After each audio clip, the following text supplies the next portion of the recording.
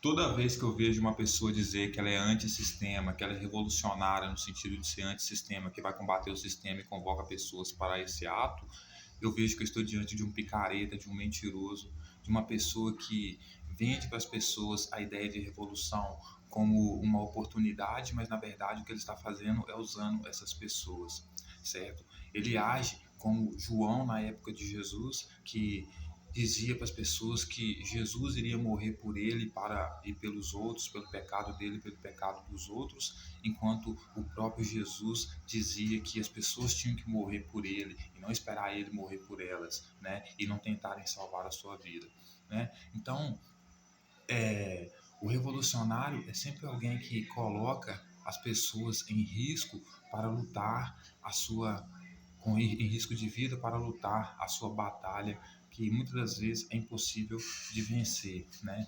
E eu digo isso porque todas as pessoas que dizem que são revolucionárias, que vão combater o sistema, que são antissistema, são muito incoerentes, né? Porque elas dizem que vão combater o sistema, mas não possuem nem ferramentas para isso, né? Nem para entender o sistema, elas não conhecem nem como o jogo funciona.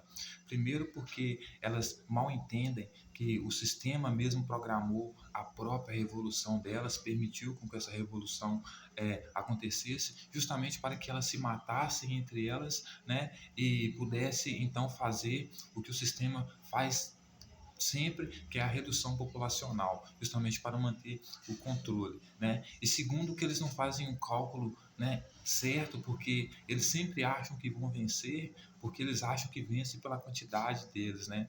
Mas esquecem que a classe dominante sempre tem 10 ou 20 balas a mais para cada ser humano no planeta Terra, né? Então, ou seja, eles vão, né, achando que vão vencer a classe dominante, né, mas esquecem que eles serão os primeiros a entrar na bala, né? Por isso nenhum revolucionário sobrevive, né? Os que vão na linha de frente, na verdade, não têm fruto nenhum do seu trabalho, porque acabam morrendo no meio da batalha. Então, são pessoas que são usadas, né? E elas acham que o que elas estão fazendo é a ganhar uma oportunidade, né? Através daquela revolução que é oferecida para elas, né? E assim, do mesmo jeito que a vida, né, biológica, ela se estabelece, né, numa hierarquia piramidal, né, no sentido de que a vida, né, ela permanece em equilíbrio, né? Ou seja, a vida ela não parte para um extremo nem para o outro, né? Nem por muito nem por pouco, né? Mas sim no equilíbrio. Do mesmo jeito é o nosso sistema político, né? É o nosso sistema civilizacional. Ele se sustenta através de hierarquias piramidais, né? Então, do mesmo jeito que para acontecer a vida você precisa do ambiente necessário e do material químico, da interação do material químico, dos elementos químicos, né? Dessa mesma forma que para um espermatozoide sobreviver, né, ele precisa, né, chegar sozinho até o útero e o óvulo da mulher, porque não comporta mais do que um espermatozoide. A mesma coisa é o sistema que você está inserido, político, né? Por quê? Porque ele só comporta uma quantidade de pessoas para que ele consiga manter a ordem, o equilíbrio. Então, toda vez que ele permite uma revolução, que acontece uma revolução, é uma estratégia, né? É um método do próprio sistema para fazer uma redução populacional para que ele não perca o controle. Por quê? Porque essa hierarquia, né? Ela acontece até na biologia, né? Veja bem, o corpo humano, ele é, principalmente o corpo do homem, ele é um caldeirão de elementos químicos para produzir vida. Tanto que ele produz o sêmen, e dentro do sêmen, que é um elemento químico, a combinação de elemento químico do corpo e material da natureza, né, dentro do corpo, né, produz o sêmen, e dentro do sêmen, que é o ambiente em que o espermatozoide, antes de atingir o útero e se tornar humano, é o ambiente necessário para ele sobreviver, que é o sêmen, ali tem milhões de espermatozoides dentro desse ambiente, certo? Mas para que ele possa evoluir e alcançar uma nova vida, se tornar um ser humano, né, ele precisa conseguir chegar até o útero sozinho. Por quê? Porque a vida ela é seletiva.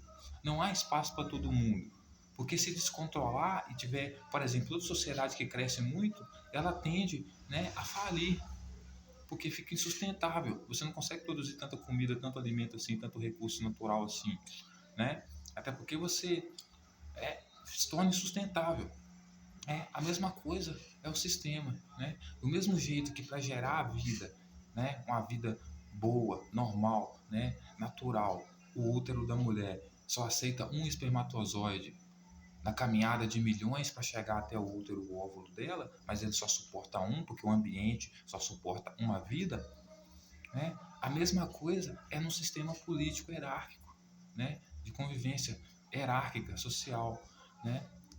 A distribuição de renda, onde nós vivemos dentro desse sistema, nessa sociedade onde uns trabalham uns para os outros e pagam uns aos outros, né?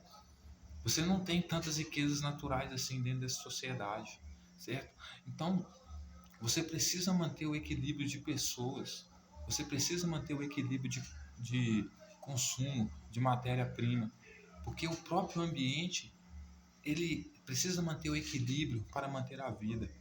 O sistema é como no filme Expresso da Manhã. Fora do sistema não existe vida. Fora daquele trem não existe vida.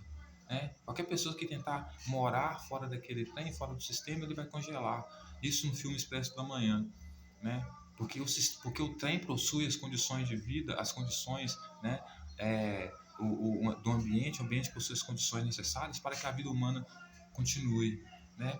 O sistema que nós vivemos hoje, o sistema político, que muitas pessoas dizem que são contra esse sistema e utilizam, né, das mesmas ferramentas do sistema, né, para dizer que são contra o sistema, ou seja, eu sou presidente contra o sistema, mas se não fosse o sistema, nem papel de presidente eu faria.